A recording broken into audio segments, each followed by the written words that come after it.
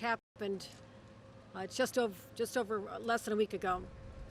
And it's ironic to me because 1 week ago today, as I saw the path of Hurricane Ida, I called the governors of Mississippi and Louisiana to offer the help from New York, and they were grateful. Little did I know that just 1 day later, we'd be the ones asking for help, that we would have experienced a cataclysmic weather event of proportions the likes of which have never been seen in our state. The volume of water that came down in a 1 hour period from 8:51 p.m. to 9:51 p.m. last Wednesday night broke all the records, and literally the records have been set 10 days before. Ladies and gentlemen, that is the definition of a climate crisis. We're experiencing a climate crisis as we speak. But more than talking about that, it's a humanitarian crisis. And you only have to walk down this street, as I have many times, with our elected officials who care so deeply about the people who live here and throughout Queens and all the other affected communities, to know that people that we represent, who put their faith in us, are in pain right now. They're hurting. They look into our eyes and they ask us to help, and we will not abandon them. Every one of us here, our elected leaders, down from our president to our senators, our Congress members, our assembly members, our mayors, everyone, including our council members, we are here to help. And I am so grateful to President Biden for being so responsive. He called me immediately. He had our great FEMA administrator call me. He called again. What do you need? And after I issued the emergency declaration in the crisis, we put forth a request for a major disaster declaration. Now, just about 10 years ago, I was a member of Congress. 9 years ago, we had Katrina. And those of you who experienced that understood that it took from October till December, even January, before the aid came to our state. People were playing politics with people's lives back then, despite the best efforts of our leaders here. I'm so proud to say that we've never seen a response like we've seen from President Biden and his administration and our leadership in the Senate and the House of Representatives. They acted so quickly, and as a result, we have deployed teams on the ground to get immediate assistance to people, but this is a short-term solution, getting them housing, getting them shelter, getting them rental assistance, getting them money to help clean up, getting them food on the table. And that's what President Biden has enabled us to do to help support those efforts. But my friends, we are in this for the long haul. This is not a situation that's going to go away. And the way I operate, I'm acting as if this same event could happen again in 10 more days. That's the preparedness that we need to have. So this street, this alleyway, does not become a raging river, destroying the lives of people, their homes, and their futures. It's an emotional day for all of us to see this, but the chance to see these resilient people. And Junior right here, who's the mayor of the street. Junior, how are you, my friend? Junior's here. Junior's in the house. We are here to help you. And mark our words here today. The president and none of us believe that we just show up to take pictures and walk away. We are committed to you and the resiliency of this community and this neighborhood. I want to thank every one of you for having the strength. I don't know where you get it from, because this is one of the hardest hit streets and communities because of COVID as well. Our hospitals were overflowing with people from these neighborhoods just a year ago. So, my friends, we're not abandoning you. We're here for you, and we'll continue to be here when you need us. And with that, I'm going to give a quick introduction to our Senator Kirsten Gillibrand, who's been on the ground constantly, and I want to thank her for her leadership as well. She'll be introducing Senator Schumer, and Senator Schumer, just from the bottom of my heart as well. Thank you. We walked many streets. The three of us walked Mamaroneck, other communities as well. The two of you are just an incredible team, and we're blessed to have you representing the state of New York. Thank you. Thank you. Well, thank you, Governor Hochul, for being here, for being strong in a moment of grave need. I want to thank the President for coming to talk to families. He understands the pain and the sorrow that these families are going through, the resilience they will need to be able to rebuild and build back better, as the President has said. He's here on the ground because he cares, and he's going to make a difference. And I also want to thank our first responders for never missing a beat, for being here every second of every day to meet the need of these communities. And last, and certainly not least, is Senator Schumer. As the majority leader in the U.S. Senate, he will be best positioned to make sure families recover. He's been working since Superstorm Sandy to make sure that we have better resilience, so that he's gotten the Army Corps to work, he's gotten the people to have the resources they need through FEMA, and to address some of the fraud that we saw during Superstorm Sandy. And that's why Senator Schumer is truly at the head of being able to support President Biden in getting this done. God bless you all. Thank you. Well, thank you, Governor Hochul, Senator Gillibrand, and all my great colleagues. We are working all three levels of government. And why it's such a large, impressive anomaly of people get here, because this man came. This man right here came with, thank you, without anyone having to hock him, or that's a Brooklyn word, or bother him to come. So, Mr. President, it is my distinct honor to welcome you to Queens, a bustling borough of over 2 million New Yorkers with staggering diversity and infinite talent, equal parts passion and compassion. Where's Donovan? There he is. Now, you being here today, Mr. President, is a hallmark of your hands-on presidency. Not just sitting in Washington, but seeing and hearing people's trouble, and then acting decisively to help, not the least of which is by promptly approving a major disaster declaration, quicker than any president has ever done. And we are so, so grateful. Now, perhaps nowhere else reflects the diversity of New York and our nation than Queens, where hundreds of languages, hundreds, are spoken every single day. From Archie Bunker to LL Cool J to Aquafina. Queens literally has it all. Not to mention some of the best arepas, Vindaloo, Moussaka, Carbonara, and Guinness on the planet. As a congressman, my district included parts of Queens. We have LL Cool J. Calm down. As a congressman, my district included parts of Queens, so this community is near and dear to my heart. And it pains us so to see and witness the loss of life and property.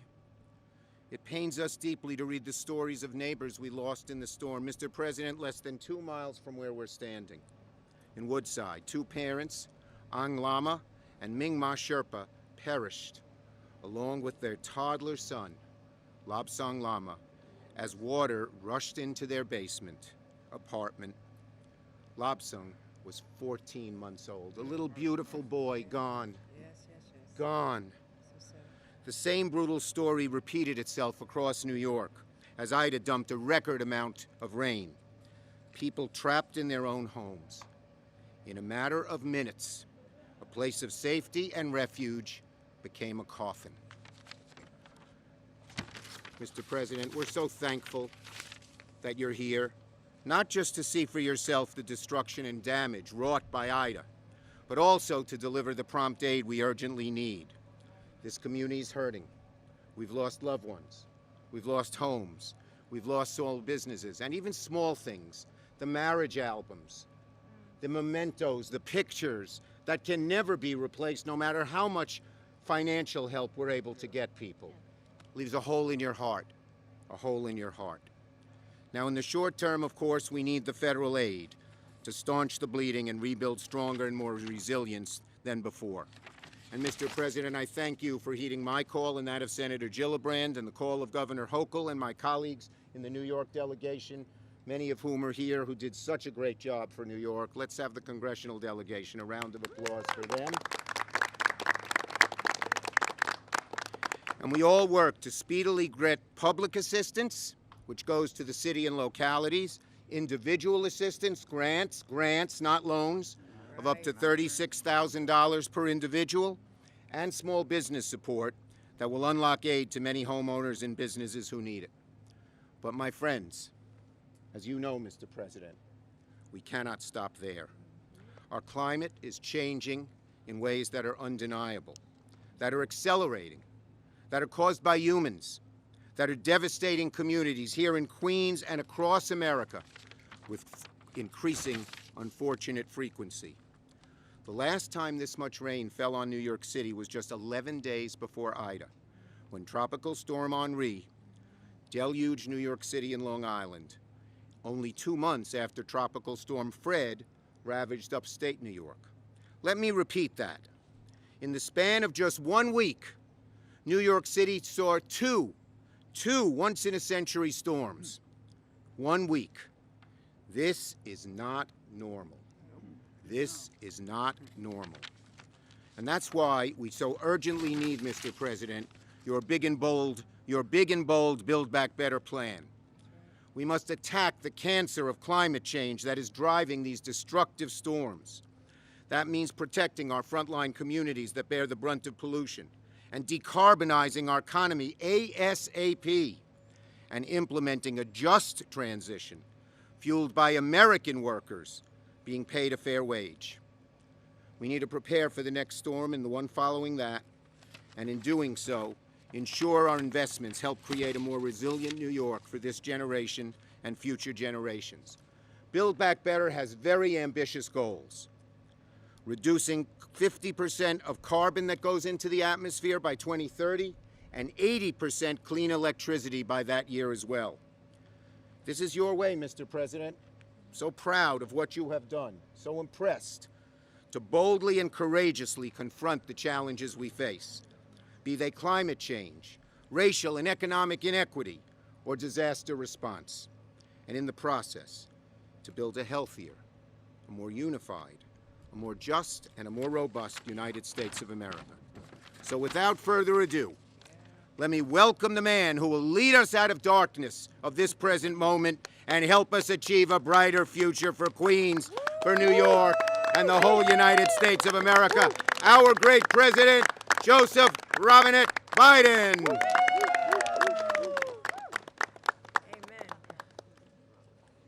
Chuck, thank you very much.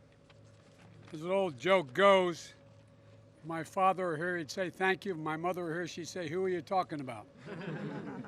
Look, folks, let me begin by saying I wish every American could walk down this alley with me to see and talk to the people who've been devastated.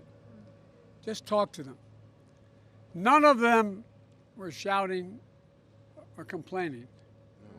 Every one of them were thanking me as if it was something special. I mean it sincerely, that I was here and hoped that we'd be able to do something. This is America, where I'm standing right now. These are the people, whether it's in Scranton or Claremont or anywhere around the world, the country, who built this country. And it's about time we step up. They're always the first ones that are hurt and the last ones that are helped. But that's not going to happen this time. The group I have standing with me, led by Chuck Schumer, and your Congresswoman, is this your district? Grace Meng. Oh, it's Grace's district. No, it's I want to thank her personally for her gumption, the way she's fought and hollered and fought so hard for all the people in this alley. I really mean it. Thank you, thank you, thank you. But that goes for everybody here. And look, folks, you know, I want to thank Governor for, and Leader Schumer and Kirsten, I should say Senator Gillibrand, and Congresswoman Ming and Maloney and Meeks and Mayor de Blasio for being here. You know, it's not, how can I say this? Sometimes some very bad things happen that have a tendency to bring out the best in a people and a country. And I think what people are seeing across this country, from the wildfires in California and the far west, which I'm heading to in a couple days, all the way to down in Louisiana in the Gulf where I was a couple days ago, to New Jersey and Pennsylvania to a lesser extent, Delaware to a lesser extent, and New York, people are beginning to realize this is much, much bigger than anyone was willing to believe. And a whole segment of our population denying this thing called climate change. Right. But I really mean it. Sometimes my mother used to say, out of everything bad, something good will come if you look hard enough for it. Well, I think we've all seen, even the climate skeptics are seeing that this really does matter. And it's not just whether or not people who are just trying to get by in these homes, in these alleys here, working their butts off, do well. It's people in high towers along the shore who find that as this rain and all this change takes place in the groundwater, the buildings are actually beginning to tilt. 100-story buildings. This goes so far beyond what anybody's willing to speak to up to now. We just finished surveying some of the damage in the neighborhood here in Queens, and earlier today we're in the Raritan Valley in New Jersey, which also got badly, badly hit. Walking these neighborhoods, meeting the families and the first responders, seeing how folks are doing after this destruction and pain and another devastating storm is an eye-opener. The people who stand on the other side of the fences who don't live there, who are yelling that we're talking about interfering with free enterprise by doing something about climate change, they don't live there. That's right. They don't live. They don't understand. And you know, last week, right here, in so many other communities, these waves crashed through the streets here, testing the aging infrastructure and taking lives. More lives were taken here than down in Louisiana. Let me say that again. Wow. They had over 20 inches of rain. They had 178 mile-an-hour winds, gusts, and more lives were taken here than down in Louisiana. And you know, you all saw the harrowing images of stories and families trapped in flooding basements and struggling to survive. Well, you didn't have to just go along this valley. Talk to the people. I'm sure the press has done that. My message to everyone grappling with this devastation is, we're here, we're not going home till this gets done. I really mean that. We're not leaving. We're going to continue to shout as long as it takes to get real progress here. Folks, and we have to take some bold action now. Yes. To tackle the accelerating effects of climate. If we don't act now, I'm going to be heading, as Chuck knows, as the senator knows, I'm going to be heading from here to Glasgow in Scotland for the COP meeting, which is all the nations of the world getting together to decide what we're going to do about climate change. And John Kerry, the former Secretary of State, is leading our effort putting together. We are determined that we are going to deal with climate change and have zero emissions, net emissions by 2050. By 2020, make sure all our electricity is zero emissions. We're going to be able to do these things, but we've got to move. We've got to move. And we've got to move the rest of the world. It's not just the United States of America. And so, folks, this summer alone, communities with over 100 million Americans, 100 Americans call home, have been struck by extreme weather. 1 in every 3 Americans has been victimized by severe weather. The hurricanes along the Gulf, the East Coast, up through this community, and I saw the human and physical costs firsthand, as I said, in Louisiana. But Governor, you called, Phil Murphy, so many of the leading, Governor Murphy, so many leading with urgency and action are said, enough, enough. And there's not a single request I'm aware of, there may be something, that we haven't signed off on. We haven't signed off yet. And here's the deal. The New York Fire Department, the New York Police Department, the Sanitation Department, and other first responders, they're leading with incredible courage. 2 linemen have been killed trying to make sure we have. And folks, the evidence is clear. Climate change poses an existential threat to our lives, to our economy, and the threat is here. It's not going to get any better. The question, can it get worse? We can stop it from getting worse. That's right. And when I talk about building back better, and Chuck is fighting for my program, our program on the Hill, when I talk about building back better, I mean you can't build to what it was before this last storm.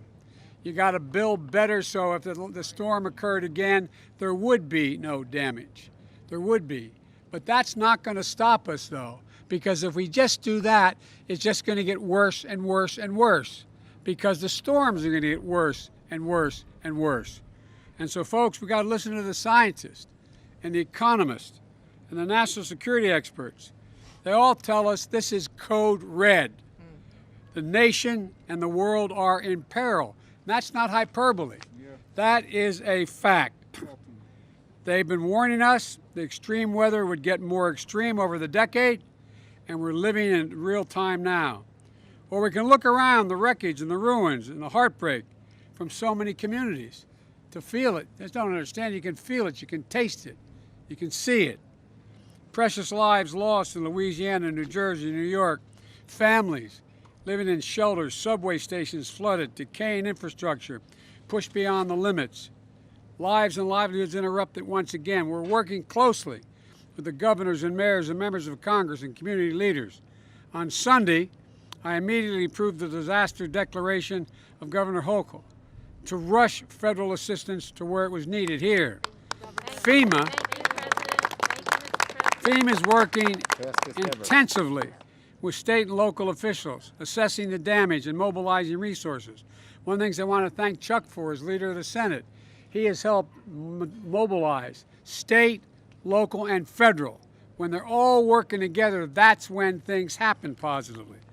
The Health and Human Services Secretary is working with the state to ensure folks on Medicare and Medicaid get the emergency care they needed. They're going to make sure it's equitable so that the hardest hit, including lower income folks, communities of color and the elderly, and the most vulnerable get help and get it first. They are the ones in the greatest need. And there's much to be done, and we're working around the clock in all these critical needs and areas. Look, I say to anyone can hear this or if this is broadcast, if you need help, please go to disasterassistance.gov or call 1-800-621-FEMA, 1-800-621-3362. We can get you help now. We can get you help now. And I know these disasters aren't going to stop. They're only going to come with more frequency and ferocity.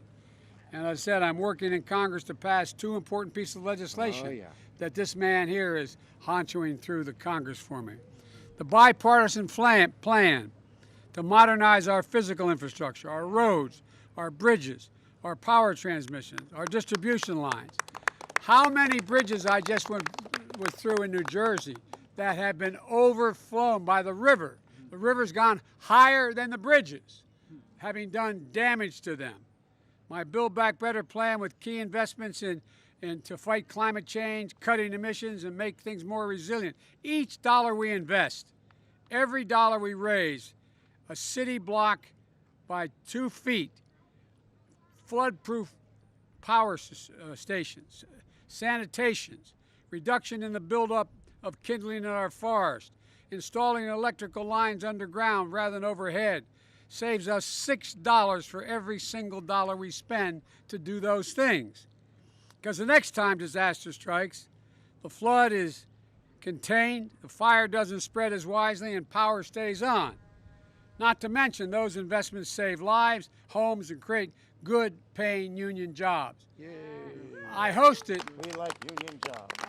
56 heads of state in Washington. And I pointed out, we're talking about climate change. And I said, I think of one word when I think of climate change: jobs. Good paying jobs. Each of these things requires a good paying job, not $7 or $12 or $15, but $45, $50 an hour plus health care. That's what is needed. And so, folks, it will also, and Wall Street, not too far from here, acknowledges if we spend the money on these things, we're going to grow the economy, Yes. increase employment. You know, the fire in Oregon sends smoke all the way to the Atlantic. A storm in the Gulf, as you've now figured out, can reverberate 10 states away. Supply chains and crop production get interrupted, driving up costs, devastating industries all over America. This is everybody's crisis. Yes. Everybody's crisis. And let me just say again, the fact is that the damage done on the West Coast, which I'll be heading to, they've already burned 5 million acres to the ground. That's bigger than the state of New Jersey, if I'm not mistaken. 5 million acres. And you see it by the smoke that ends up coming over the East Coast. Folks, we're all in this. It's about time we stop the regional fights and understand. Helping somebody make sure there's no fewer fires in the West warrants helping people in this alley make sure they're not flooded. And by the way, it's not just the flooding. I'll end with this. Not just the flooding. Flooding ends up overrunning sanitation systems. And it causes disease. And people get sick. And it's serious, serious business. So we got a lot of work to do. Again, it's good paying jobs. We can put the economy back on a path to real growth. But in the meantime, we're going to save a whole hell of a lot of people's lives, and we're going to save a whole hell of a lot of money. God bless you all. Let's get this done. Mr. President, look at that nice kid with the American flag. Say hello. How are you, pal? What's your name? You can't hear us. How old are you? Oh, you're getting old. Is that nice? And by the way, the neat thing about America, every time we end up with a problem, going into a serious circumstance, we come out better than we went in. That's because we're so diverse. That's America. Be proud of it. Thank you.